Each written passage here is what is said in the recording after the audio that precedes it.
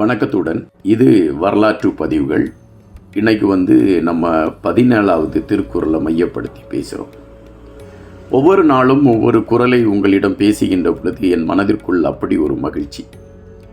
நம்ம சிறு பிள்ளையாக இருக்கும் பொழுது பட்டாம்பூச்சியை கையில் பிடிச்ச உடனே நமக்கு அப்படி ஒரு மகிழ்ச்சி வரும்.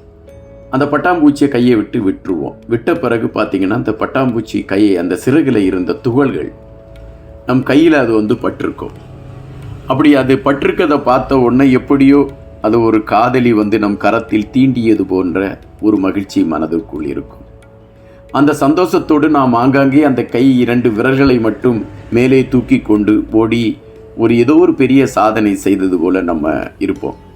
அப்போ நம்ம மனசுக்குள்ளே ஏற்படுகின்ற அந்த மகிழ்ச்சி தான் இப்பொழுதும் என் மனதிற்குள். காரணம், ஒவ்வொரு நாளும் ஒவ்வொரு குறளை பேசுகிறோம் என்கின்ற அடிப்படையில் இன்னைக்கு நம்ம திருவள்ளுவர் எழுதியிருக்கக்கூடிய 17வது குறளைத்தான் பார்க்கின்றோம். அது 17வது குறள் என்னன்னா, எல்லாரும் சொல்லுவாங்க எப்படின்னா, நம்ம என்னப்பா கடல்ல தான் நிறைய நீர்வளம் இருக்கிறது, மேக மழை பொழியாட்டா நமக்கு என்ன, கடல் நீரை எடுத்து நம்ம உபயோகப்படுத்தி கொள்ளலாமே அப்படிங்கிற ஒரு எண்ணத்தை வைக்கிறாங்க.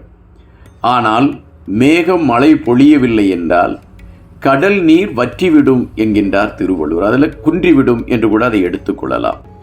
அதைத்தான் இந்த குறளிலே அவர் மிக தெளிவாக குறிப்பிடுகின்றார். நெடும் கடலும் தன் நீர்மை குன்றும் அடித்தெளிலி தான் நல்கா தாகிவிடின் என்பதுதான் அந்த குறள். இதில் கருத்து அதுதான்.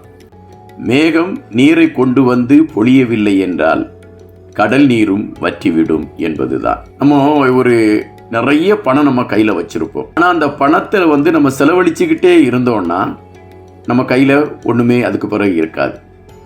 நாம் செலவழிப்பதற்கு இணையாக நாம் பணத்தை சேர்த்து கொண்டு இருந்தால்தான் அந்த சேமிப்பு நீடித்து கொண்டிருக்கும். நாம் வாழ்வியலை வளப்படுத்தவும் வாழ்வியலை ஓட்டுவதற்கும் அது களமாக அமையும். ஏறக்குறைய இந்த குறளில் சொல்லப்பட்டிருக்கக்கூடிய தத்துவத்தின் முழு கோணம் அதுவாகத்தான் இருக்கும் என்று நான் நினைக்கின்றேன். நீங்கள் கண்டிப்பாக ஒவ்வொரு நாளும் இந்த குறள் சார்ந்த பதிவுகளை கேட்கின்ற பொழுது உங்களுக்கு ஒரு சின்ன மகிழ்ச்சி இருக்கும். அந்த மகிழ்ச்சியை நீங்கள் எங்களோடு பகிர்ந்தளியுங்கள். எங்களுக்கு ஒரு வாழ்த்து சொல்லுங்கள். எங்களுடைய அந்த திருக்குறள் சார்ந்த விடயத்திற்கு ஒரு வரவேற்பு கொடுங்கள். மீண்டும் நாளை சந்திக்கின்றேன். நன்றியுடன் இன்பா.